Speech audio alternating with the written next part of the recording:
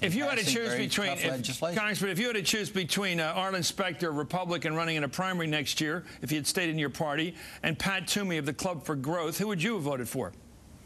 I would probably have voted for Pat Toomey. Right. But then you guys are running this guy out of the party. No, that's what primaries are all about. If you want to do away with the primary system, that's how the party decides who they are. Right. Is through the primary system, and thank goodness we have that process that parties can express themselves.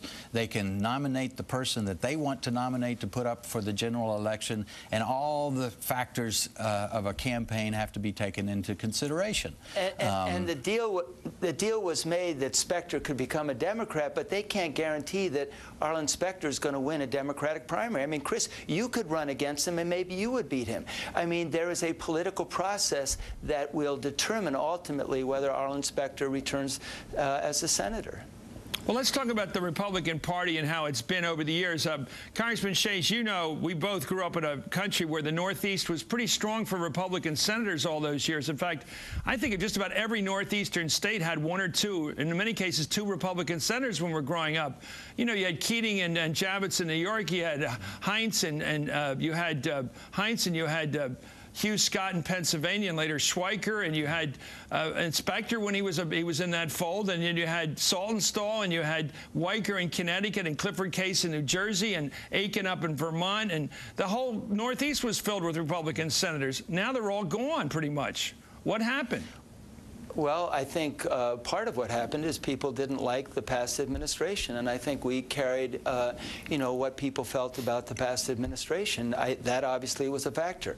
If Kerry had won the race a few years ago, we would probably still be a majority party, and you'd be talking about what happened to the Democratic Party. I agree with that.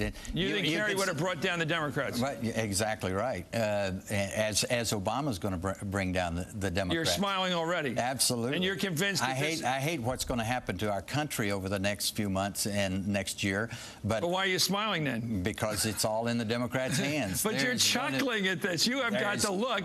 You have a happier face when you're sadistic than Cheney does, but you seem equally sadistic about this. But your description of the Northeast could be the same thing for the Democrat Party in the South. Yeah. Look, the South was totally Democrat. Texas was, there were no Republicans elected in Texas in the 1970s. And now it's all Republican. Well, let's get back to something, because I agree with something Mr. Shea said. I think it was the Shivo case, ironically, that got elected a very pro-life guy like Bobby Casey in Pennsylvania. I think it was an overreach of government authority that Republicans who are somewhat libertarian didn't like. They said, well, I'm religious. I care about life and end-of-life issues, but I don't want some U.S. Congress holding a weekend meeting with Rick Santorum playing chaplain. It got a little out of hand. It began to look like a theocracy, like the mullahs were running the country. That's what it began to. Now, you can argue. Well, you're not going to smile, but that's what it began to look like.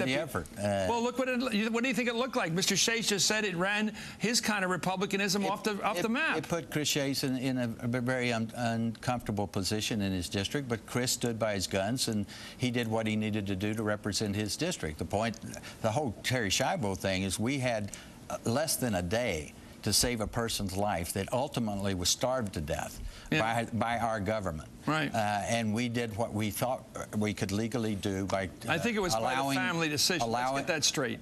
It was the family decision. No, the family didn't get to decide. They wanted to take care of it. The husband decided. The husband who had already moved in with another woman. So what, the government should move in with her now? No. The government should use everything. Well, that's what the issue was. Congressman Shays, you raised the issue. I think families at some point don't like to die. They don't like their loved ones to die, but they also don't like the federal government being big brother. That's just my thought. Is it what mattered to you or mattered to your people?